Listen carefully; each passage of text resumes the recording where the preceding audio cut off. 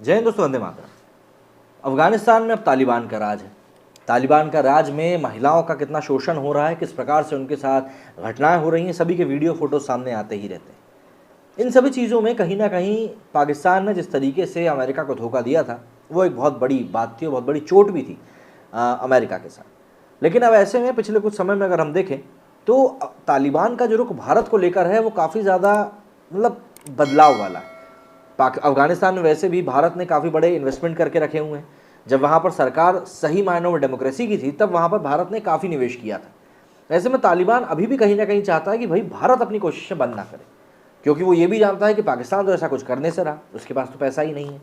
तो तालिबान का जो ये रुख भारत सरकार को लेकर बदला हुआ, जिसमें कि वो चाह रहा है कि भारत सरकार अभी भी तालिबान के साथ काम करे, ये कई लोगों को समझ में नहीं आ रहा है।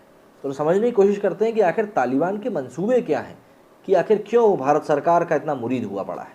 अफगानिस्तान में तालिबान राज आने के बाद पाकिस्तान के साथ उसके रिश्ते तनावपूर्ण होते जा रहे हैं। वहीं नई अफगान सरकार ने इसके विपरीत भारत के साथ रिश्तों को बेहद मजबूत करना शुरू कर दिया है। इस बीच ब्रिटेन के एक चर्चित think tank international institute of strategic study ने अपनी ताज़ा रिपोर्ट में कहा है कि भारत और तालिबान दोनों ही एक दूसरे के साथ रिश्ते और आपसी भरोसे को मजबूत करने के लिए क्यूरियस हैं, उत्सुक हैं। रिपोर्ट के मुताबिक तालिबान को भारत के साथ दोस्ती में दुतरफा फायदा नजर आ रहा है। इसे ही जरा हम समझने वाले हैं इस वीडियो में। दरअसल इस रिपोर्ट में कहा गया है कि तालिबान को यह एहसास हो चुका है कि भारत के साथ दोस्ती करने से विदेशी निवेश आएगा और क्षेत्रीय व्यापार बढ़ेगा। वहीं जो दूसरा सबसे बड़ा फायदा ये होने जा रहा है कि भारत पहले की तरह से अब नॉर्दर्न अलायंस जैसे किसी तालिबानी विरोधी हथियारबंद समूह को समर्थन नहीं देगा। इस रिपोर्ट में कहा गया है कि भारत और दुनिया के साथ जुड़ने के पीछे तालिबान की 3 बड़ी मंशा है। पहला, तालिबान को उम्मीद है कि राजनीतिक और आर्थिक संबंध से विदेशी निवेश आएगा और क्षेत्रीय व्यापार बढ़ेगा। इससे तालिबान सरकार का राजस्व भी बढ़ेगा। दूसरा, तालिबान चाहता है कि उसके शासन की तरह में आने वाले हर कांटे को उखाड़कर फेंक दिया जाए। खासतौर पर तालिबानी नहीं चाहते कि कोई भी क्षेत्रीय ताकत अफगानिस्तान में उनका विरोध को सैन्य मदद दे, जैसा कि 1990 के दशक में भारत, ईरान और रूस ने नॉर्दर्न अलायंस को दिया था। और तीसरा, तालिबान को लगता है कि दुनिया के साथ अच्छे रिश्ते कायम करने से उसे दानदाता देशों से मानवीय सहायता मिलेगी। भारत ने तालिबान सरकार आने के बाद भी मानवीय सहायता को देना जारी रखा है। भारत ने तालिबान को गेहूं और दवाएं और कुछ ज़रूरी चीज़ें मुहैया कराई। तालिबान की सरकार बार बार इंटरनेशनल समुदाय से मांग कर रही है कि उसे राजनयिक मान्यता दी जाए।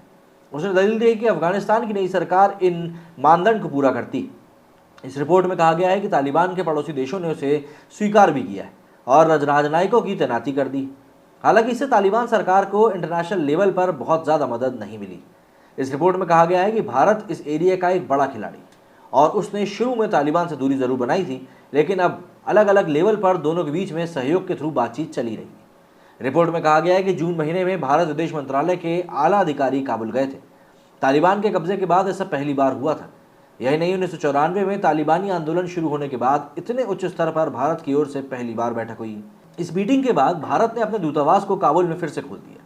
वहीं पाकिस्तानी सेना को परेशान कर रहे तहरीक तालिबानी आतंकी तालिबान शासित अफगानिस्तान से लगातार हमले कर रहे हैं। यही नहीं, तालिबानी सैनिकों ने पिछले दिनों पाकिस्तानी सीमा के अंदर भीषण हमले करके कई सारे आम नागरिकों को मार दिया था। तो ऐसे में यहाँ पर एक दो तरफा टाइप की लड़ाई चल रही है।